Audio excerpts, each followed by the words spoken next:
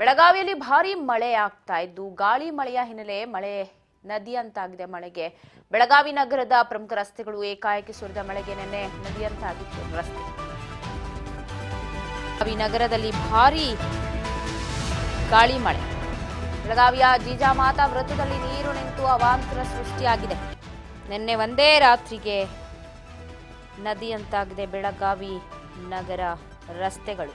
ಭಾರೀ ಮಳೆಗೆ ತತ್ತರಿಸಿ ಹೋಗಿದೆ. ಇನ್ನು 5-6 ದಿನಗಳ ಕಾಲ ಮಳೆಯ ಮುನ್ಸೂಚನೆ.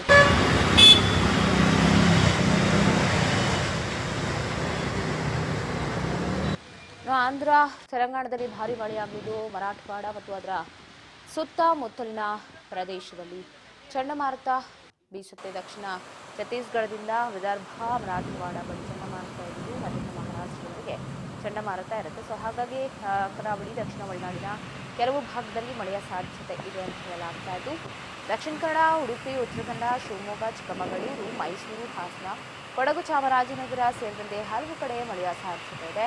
ನಾಳೆ ಈ ಜಿಲ್ಲೆಗಳಿಗೆ ಯೆಲ್ಲೋ ಅಲರ್ಟ್ ಘೋಷಣೆ ಮಾಡಲಾಗಿದೆ. ಏಪ್ರಿಲ್ 3ರಿಂದ ಏಪ್ರಿಲ್ 5ರವರೆಗೆ ಉಷ್ಣತೆ ಇಳಿಯುವ ಸಾಧ್ಯತೆ ಇದೆ. 4 ದಿನಗಳ ಕಾಲ ಮಳೆಯಾಗುತ್ತೆ ಅನ್ನೋ ಮುನ್ಸೂಚನೆ ಸಿಕ್ಕಿದೆ.